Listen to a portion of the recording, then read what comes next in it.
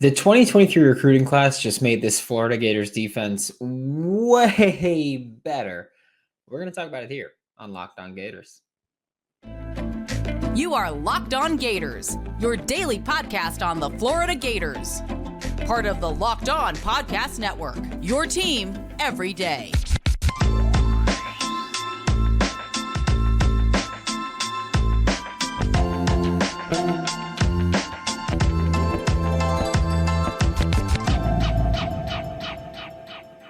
Hello and welcome back to another episode of Locked On Gators, part of the Locked On Podcast Network, your team every day. Thanks for making Locked On Gators your first listen of the day. We are available daily and free wherever you listen to podcasts. Happy Tuesday. I am Brandon Olson. Find me on Twitter at WNS_Brandon. Find all my written work with Whole Nine Sports, Giants Country, NFL 33.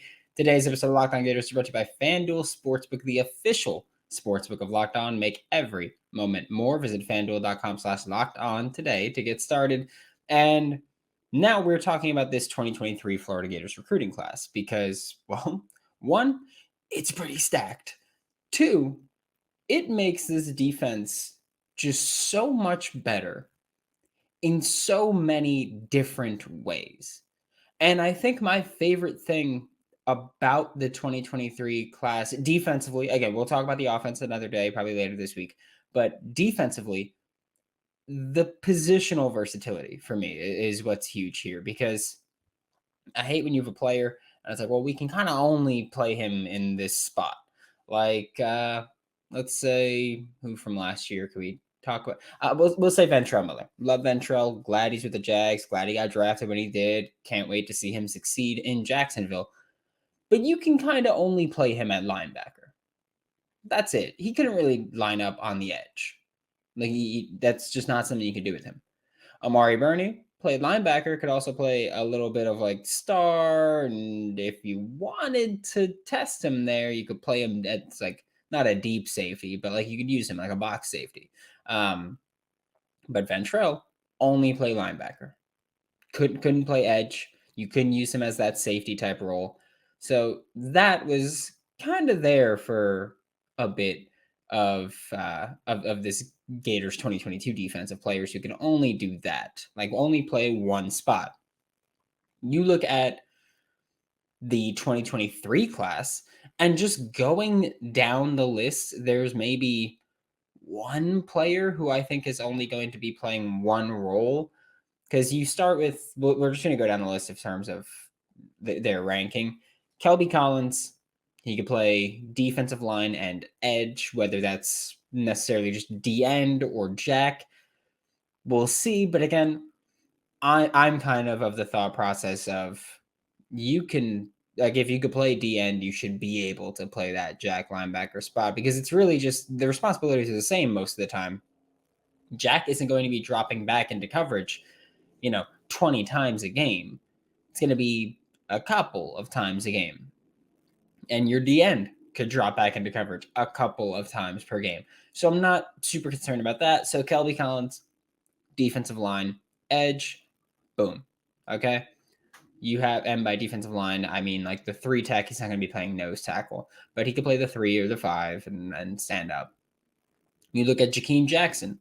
He could play boundary corner. Realistically, play boundary corner, could play safety, and he could play star. Like Jakeem Jackson, that was the big selling point for him, was he could play any spot. The length and athleticism is there. He can line up at any spot in the secondary and play it.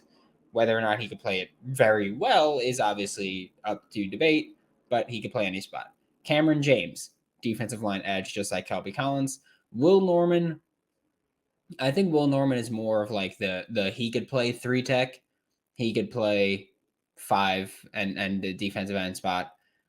And I don't think they would really line him up. Just like his build wise, I don't think they'd line him up at jack and drop him into coverage too much. But he could play along the defensive line. So Will Norman can do that. Jordan Castell. Yes, he's thought of as for some reason, he's thought of as like strictly a box safety. I want to make this clear.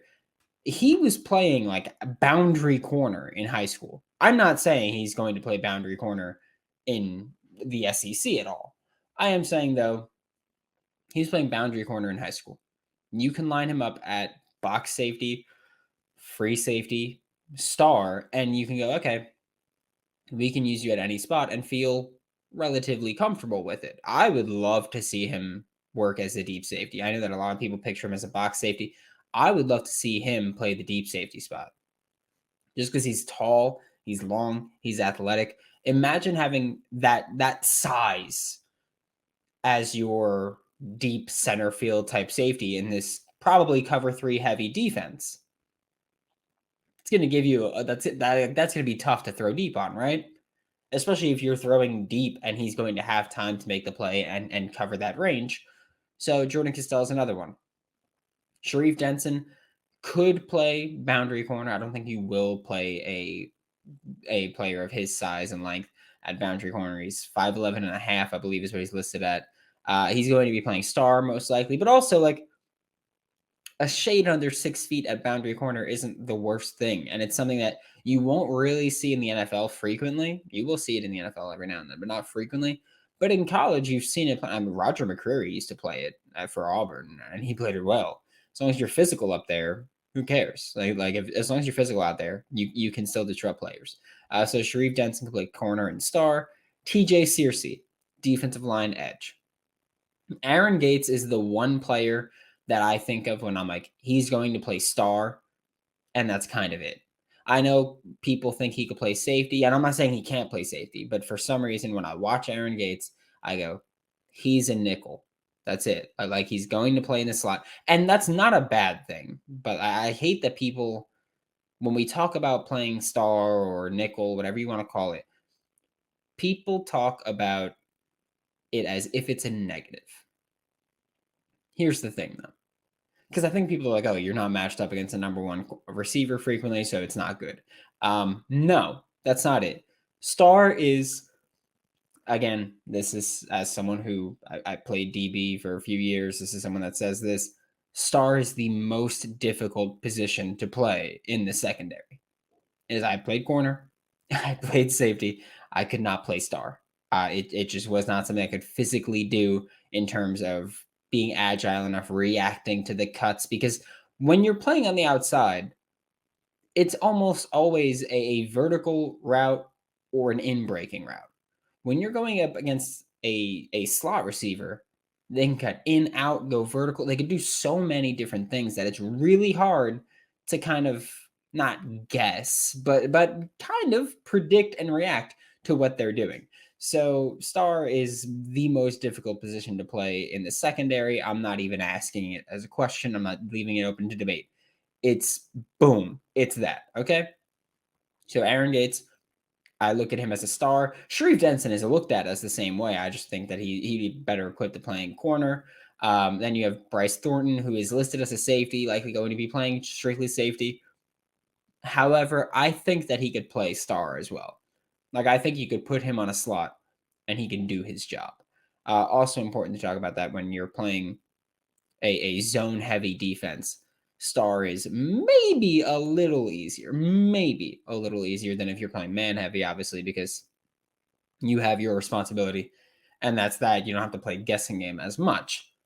Jaden Robinson is, I mean, if it's not Jakeem Jackson, Jaden Robinson's the most versatile player in this 2023 class.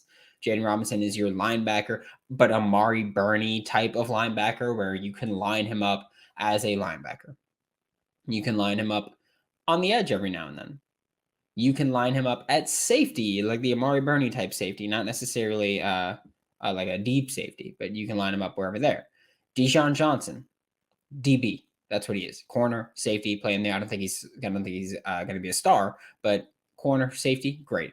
Gavin Hill, defensive line, defensive end, great. Dijon Johnson and Gavin Hill are not on campus yet, but about to be. But Dijon Johnson and Gavin Hill are the next guys there. So I think when you look at the positional versatility in this 2023 class, there's so many players where you can go, okay, you didn't work out at this position.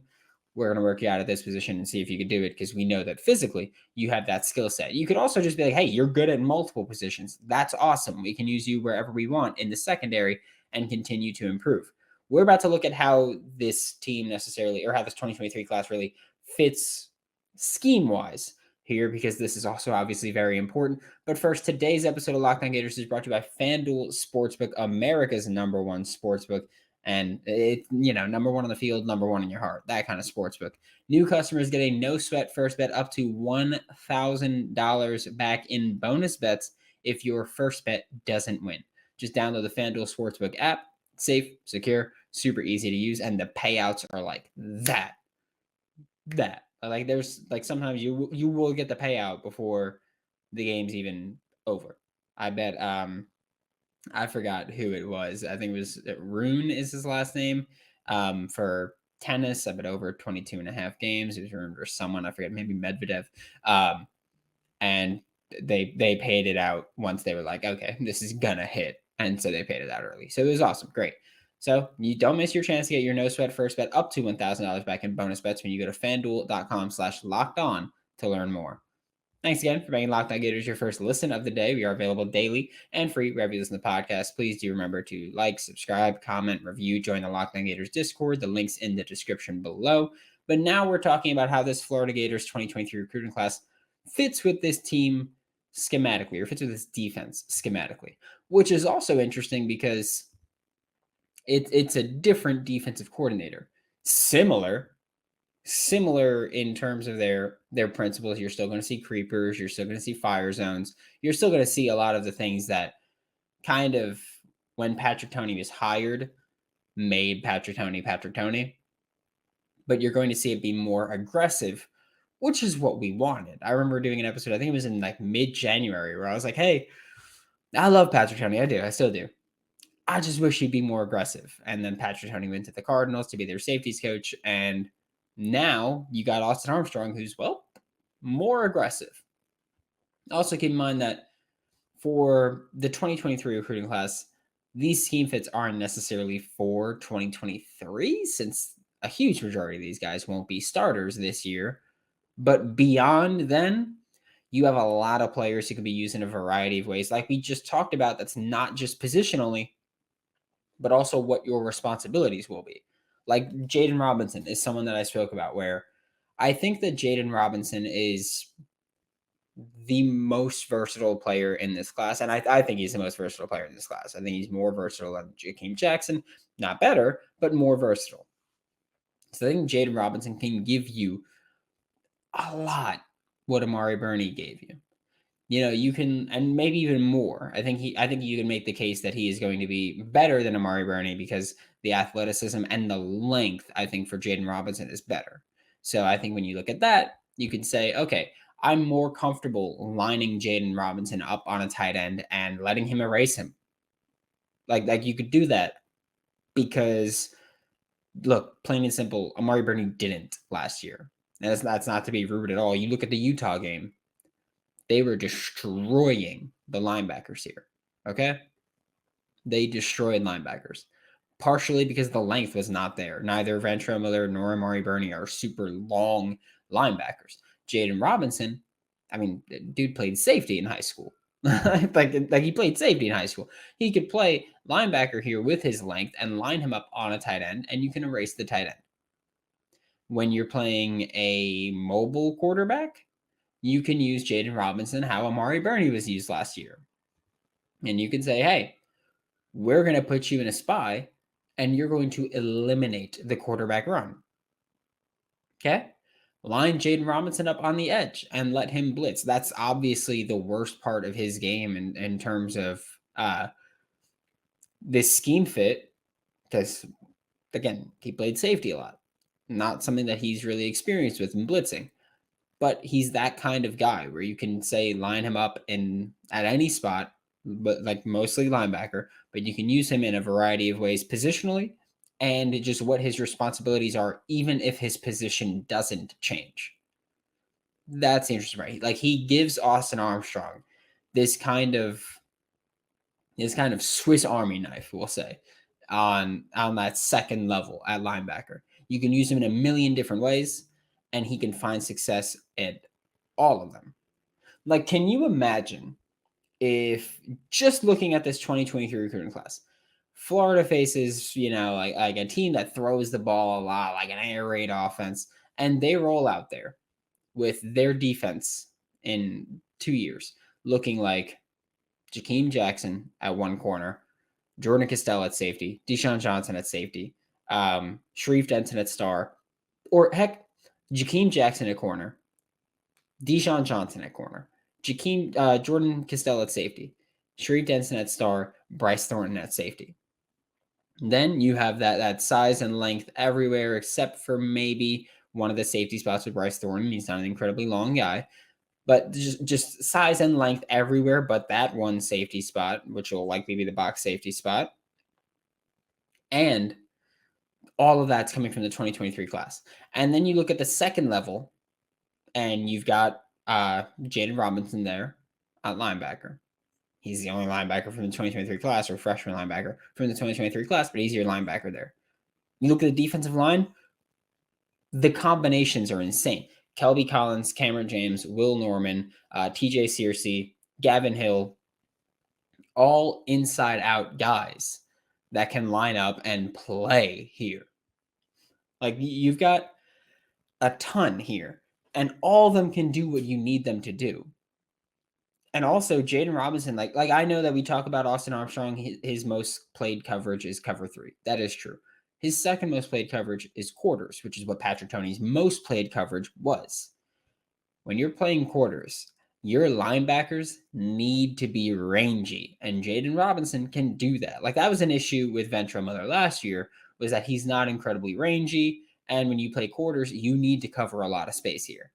You're basically playing an inverse, like, cover 3, if it's really mod, which is man outside and deep. You're really playing an inverse cover 3 here, where you, instead of having 3 safeties covering deep and you split the field into thirds deep, you split that field into thirds underneath. So you've got your star or a safety covering that flat, or actually just your star covering that flat. Okay. But also basically going hash to hash. You've got a linebacker has to cover hash or sideline to hash. So star, sideline to hash, and then a linebacker sideline to hash marks. Then you have your interior, your middle linebacker, your Mike, whatever you want to call it, playing that third of the field in between them. So it's very difficult. You need that versatility there. That's what guys like Sharif Denton at star can cover, that sideline to hash. Jaden Robinson can cover either of the linebacker spots. That's the kind of versatility you get here. Now, let's look at this from a different point of view, where we say, look, this is a pretty big recruiting class, a lot of defensive players coming in. Odds are, and this is us being realistic, odds are not all of these kids are going to live up to their ceiling, right? Like, you look at someone like, and again, I hate to just name players. I feel like I'm saying these are my thoughts. They're not, but like, you look at someone like, I'm just going to look at the class, Will Norman. Okay. Will Norman doesn't live up to his hype. Okay. Not saying he's the one, he's just the random name that I picked. Will Norman doesn't live up to his hype. Okay. Guess what? Even if he doesn't live up to his hype, he's still probably going to be quality depth. Like, that's the thing with Billy Napier's evaluation style, which I've spoken about multiple times. Like, I know someone who used to be on a staff with him. Again, not Florida ever, but someone who used to be on a staff with Billy Napier, and he would talk about how Billy Napier evaluated high school players. And he was like, Billy Napier writes these. And also, I will say, I don't know if this is how he evaluates transfer portal players. This is how he evaluates high school players. But Billy Napier will write full-length, like NFL caliber scouting reports for kids coming out of high school, where most high school coaches just write, 1, 2, 3 sentences about the player, and that's pretty much it. So Billy Napier, with his evaluation style, that's a big bonus here. Like, I understand, like, your evaluation could be wrong, yes, but I feel like with that evaluation style, you're more likely to be right on your evaluations. And I think you're grabbing better floor players. Like, you know what you're getting from most of the kids here. And you know what they bring to the table now, let alone what they can become. So when you look at the 2023 class and you look at what they are now, like what you know they are, if you're Billy Napier and this coaching staff, when they are depth, whether that's in 2023 when they're true freshmen, whether that's 2026, I don't care. No matter what it is, the players that are depth at that point, obviously, ideally, most of them are starters by that point. But then again, every year you bring in new talent that some of them are probably going to start as true freshmen and sophomores, and they're going to take over the upperclassmen. So when you look at the guys from this 2023 class, whether they're freshman depth, junior depth, I don't care. That is going to make this Florida Gators roster deeper, or that will make the 2026 Florida Gators roster deeper than the year before. Like the 2023 roster, again, not experienced depth. I know last week I said experienced depth was an issue, and everyone was like, what about all these freshmen? The issue is experienced depth. Okay. And yes, the only way to get that experience is by playing. I understand that. They will play and they will get the depth. And next year, I won't say experienced depth is the issue. But once you have all this depth, you have the roster that's deeper this year than it was last year. It's already deeper this year than it was last year. Okay? Whether or not it's experienced depth or good depth, we'll see. But it's definitely deeper and better depth than last year. Like you won't have in 2023 a defensive tackle playing way more snaps than they should, way more snaps than any other defensive tackle in the SEC like Javon Dexter did, because you can actually trust who you have behind guys this year. Okay, that's where you're going to see a massive jump, I think. You're going to see more players play more snaps this year, and probably starters play a few less snaps because you can trust the depth behind them. Thanks for making Locked On Gators your first listen of the day every day. We are available daily and free wherever you listen to the podcast. We'll be back. This week we're going to talk recruiting with Brian Smith again, David Stone's going to come up, just so you know. We're going to talk about the offensive recruiting class, how it fits, how it makes this team better, if it makes this team better. And we're going to talk about so much more. For Locked On Gators, I'm Brandon Olson. Don't forget to follow me on Twitter at WNS_Brandon. You can find all my written work with Whole Nine Sports, Giants Country, NFL 33, and I will see you all tomorrow.